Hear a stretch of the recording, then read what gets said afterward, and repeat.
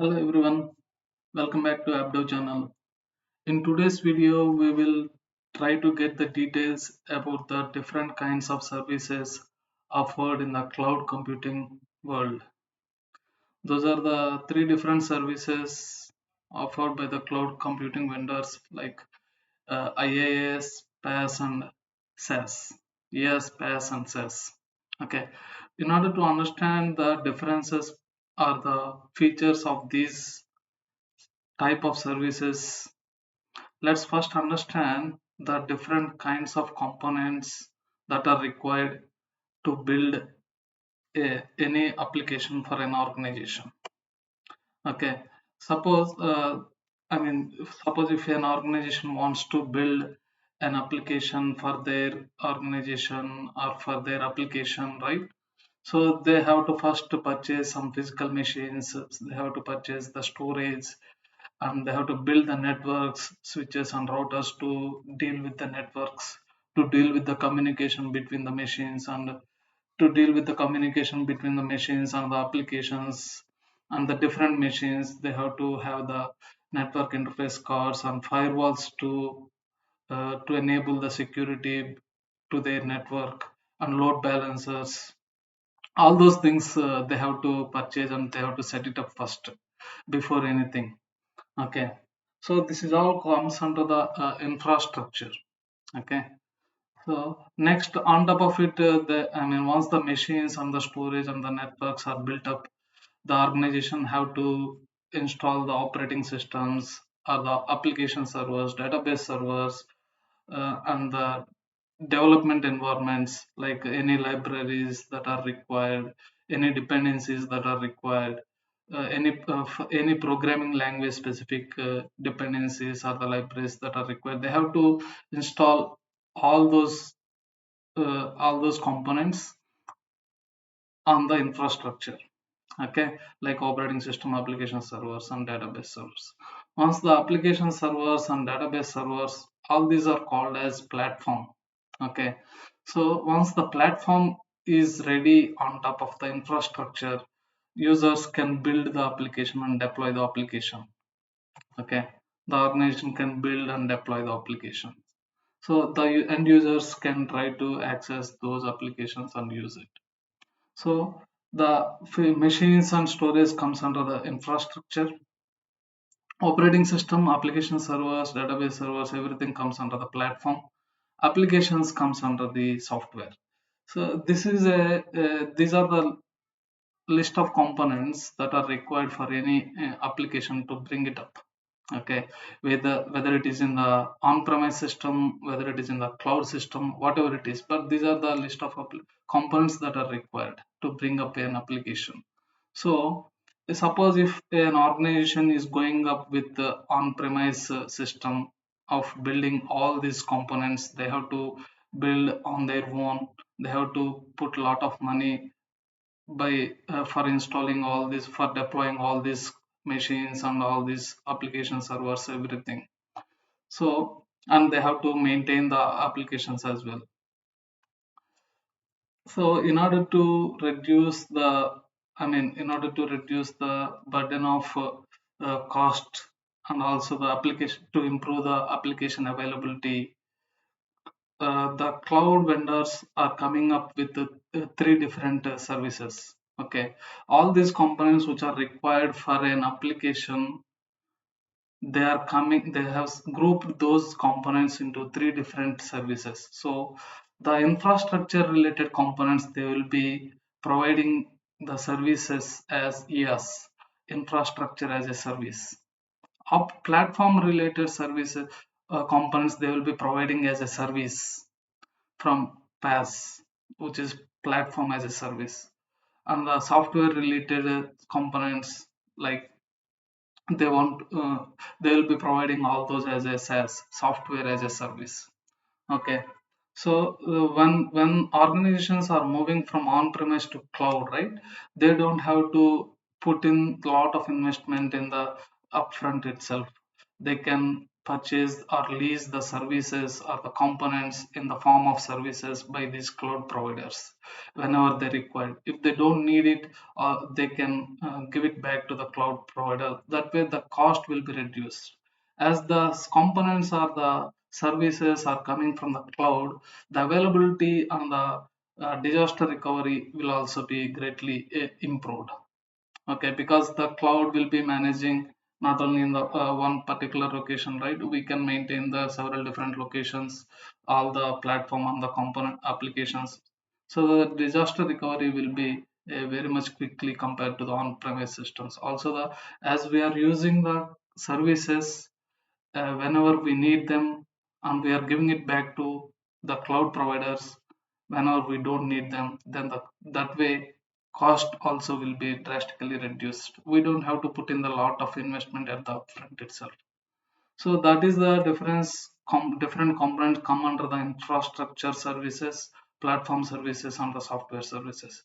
Now let us go back. Let us go and see what are the different components coming under each layer, and what components will be managed by the user, and what components will be managed by the cloud providers. Okay, so in on-premise system, everything, right from the networking, storage, servers, operating system, runtime environment, deployments, what are the application and the data that is coming into the application, into the databases, all these things, the organization who are using the on-premise system, who are building the on-premise system, they have to be take care of everything in the on-premise system. They have to take care of the data, they have to take care of the networking, they have to take care of the patching of the servers, they have to take care of the security of the, they have to take care of the firewall rules, everything. They'll have to take care of it, the organizations who is managing everything in their in-house systems. When that particular organization is choosing to use infrastructure as a service from any of the cloud provider, then the networking, storage, servers, and the virtualization will be the responsibility of the cloud provider. So the responsibility is drastically reduced from the on-premise systems to the infrastructure when the particular organization is leasing the infrastructure services from the from the cloud providers.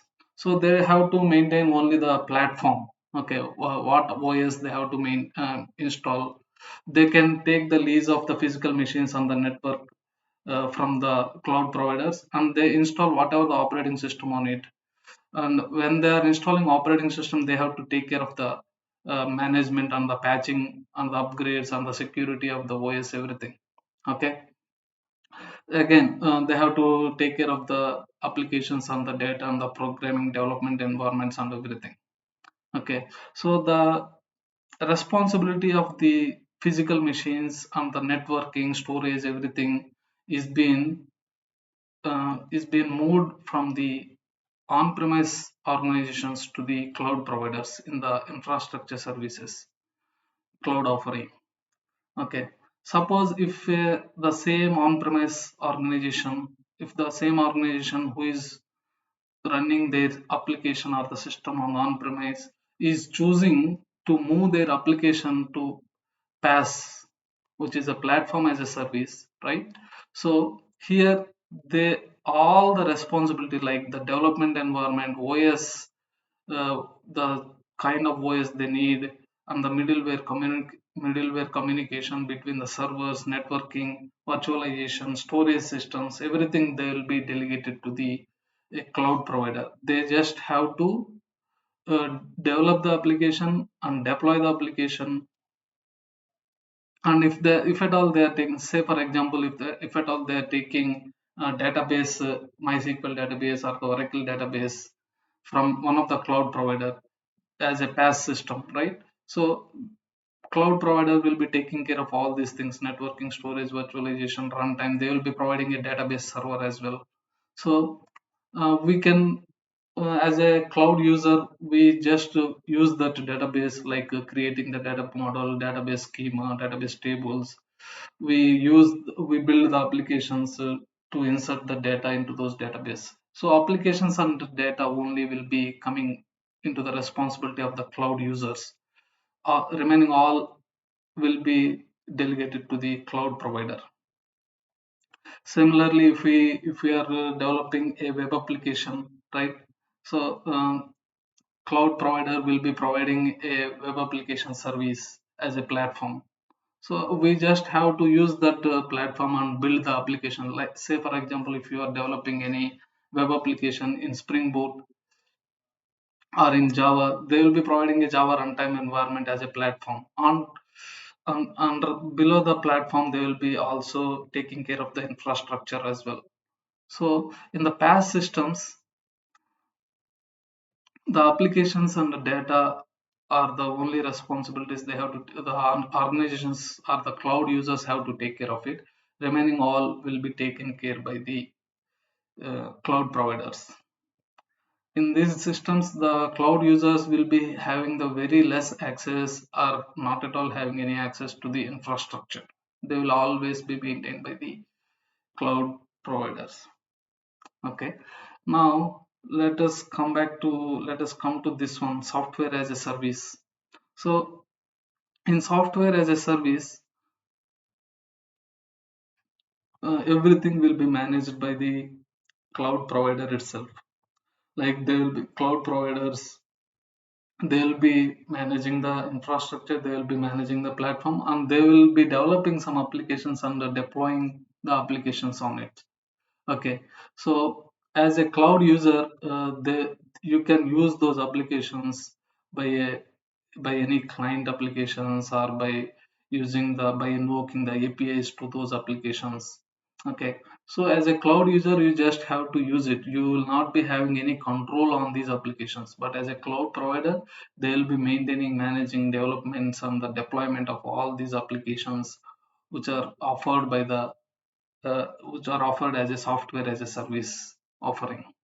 So, applications like Office 365 and Google Maps, all those comes under the software as a service. We are not Office 365 is a cloud-based application, right? Instead of using the Outlook client in our desktop machine, instead of installing it in our desktop machines or the laptop machine, we can use the Office 365. We can we through a browser itself, or we can invoke the APIs for any automation of the Office 365 applications. We can use the Microsoft APIs to use the Office 365 related applications. Okay, that way we can access either any web client or the APIs will be provided to use the applications that are offered as a software as a service application. Okay, so with that, we are coming to a conclusion and we discussed in detail about what are the different components that are coming into infrastructure, platform, and software for any application, not only in cloud, even if you are going with on-prem, these are the components required, right? So cloud providers came up with a solution like we will be providing these services as an we will be providing these components as services, and you can just lease them and use it whenever you need it. If you don't need it, you can give it back to us so that your cost will be reduced. And we as we are deploying these components across the globe, right? So your availability and the performance also will be drastically improved. We will be maintaining all these components. Depends upon the service offering you are choosing. That's what the cloud providers is saying. Okay, based on their offerings and based on the offerings chosen by the cloud users. Okay, that's all for now. Thank you for watching. Please give it a like, share, and subscribe to my channel. Thank you.